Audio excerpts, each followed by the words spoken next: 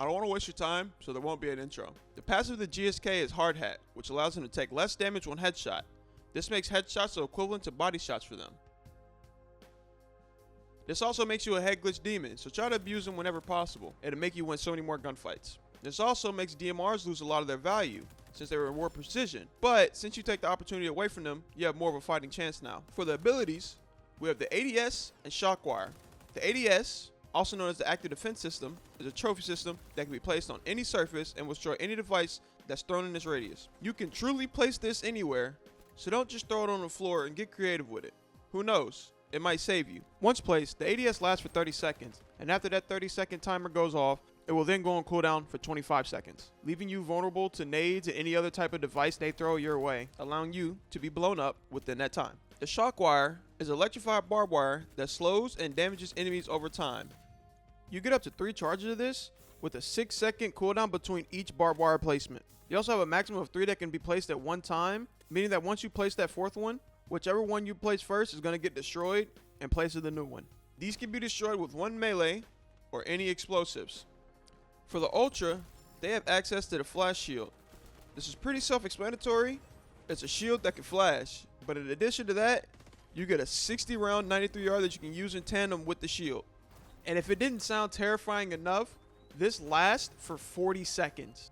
You can run around and infinitely flash and bash people for 40 seconds. And the bar that you see charging up here is your flash cooldown. This only takes 5 seconds. And I also believe it stops enemy players from running through you, unlike the Blitz shield, because every time I've used it, I have yet to have somebody run through my shield and kill me. But that might be in part that I can flash. So take this with a grain of salt.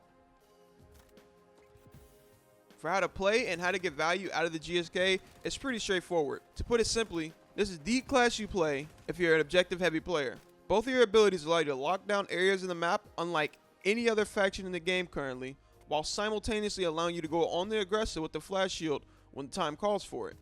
Now, unless you're just playing this class because you hate to be naded, then there's never a reason that you shouldn't be trying to play the objective. But remember, playing the objective doesn't mean just sitting in the objective.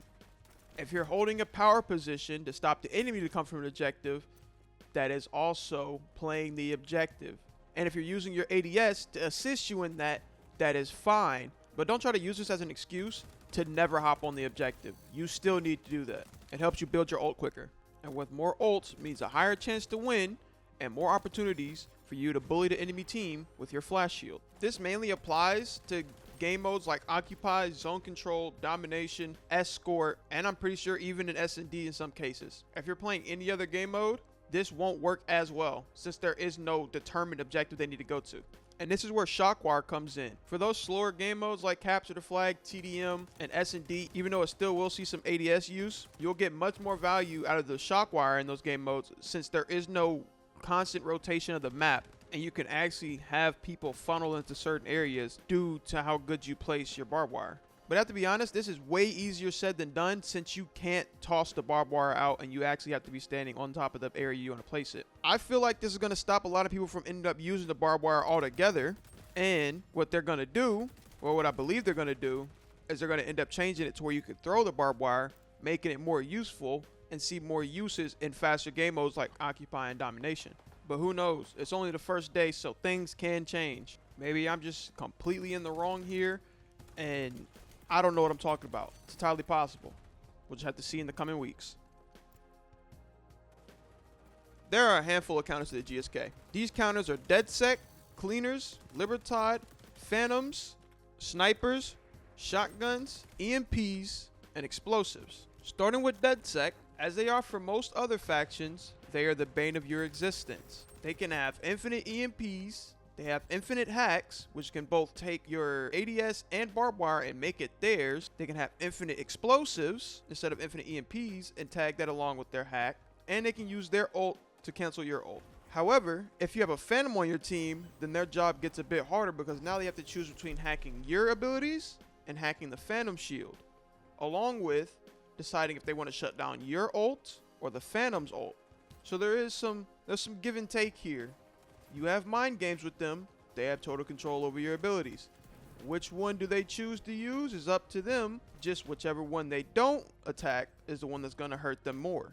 For cleaners, they counter you just like how they counter the Phantom's Blitz Shield. Their fire drone, flamethrower, and firebomb all completely destroy you when you have your flash shield out. So to circumvent this, make sure you either take them out first, or you make sure they use their abilities, and then you pop your ult. That way, they can't immediately shut you down with the firebomb to your face. For Libertad, it's more that they can survive your flash shield rather than them countering you. Because unless you have somebody else on your team that's able to help you do that consistent damage, if you try to shoot them, they'll just win the fight by shooting you in your face or your legs. And if you try to bash them, well, you'll probably just get shot in your side. If it's a 1v1, you could probably win at that point if you flash, shoot, and then bash to finish off the kill. But that's extremely rare and very unlikely to happen unless you're in bronze, which isn't bad. You just got some work to do. Against Phantoms, just like Libertad, the counter comes when they pop their ult. But unlike Libertad, if you walk into their ult, you will not be walking back out unless they miss. And it's very hard to miss. And since there aren't custom games, I can't accurately test how far away you need to be to get a flash off. But every time I've tried it, I've been put down. So I have stopped trying it. I don't want you to try it neither, because you will also be put down. Stay away from the Phantom bubble with your flash shield and just run somewhere else and find somebody else to bully, because you will be the one bullied if you go inside. As for snipers and shotguns, these are very simple. These are not headshot weapons. So your passive is effectively non-existent for these weapons. And I don't see this changing anytime soon unless they add a sniper and slug shotty that require headshots to get the one-shot kill. Moving over to EMPs, these are fairly annoying, just like DedSec. Since EMPs go through walls, if you're not placing your ADS correctly, say goodbye to it. It's never going to stand a chance. But if you can find the placements that work, that people can't EMP it as easily, then you don't have to worry about this. But good luck on finding those positions, and when you do find them, make sure you let me know, because I'd love to know where it is. And for everybody's favorite, explosives, as I said earlier, explosives take out your barbed wire, but they can also take out you and your ultra. Now, we all know a frag grenade at your feet kills, but so does a Simtex stuck to you, whether it's your body or your shield. If it's on you, you're gone. So make sure you're either always playing around your ADS or you have good movement to make sure you don't get stuck by a Simtex. And one last bonus one, if you happen to find another GSK with their shield, you guys can go back and forth flashing each other. Now, this isn't really a counter, but I just thought it's something funny that you should know. And that's it for the guide. If you enjoyed the video, please share with a friend so they know how to play the GSK as well. Leave a like, comment what you learned, and subscribe to the channel and hit that bell to be notified when I post again. And you can always check my community tabs, as I'll always put an update there before a video goes live. All right, that's all I need to say. Goodbye.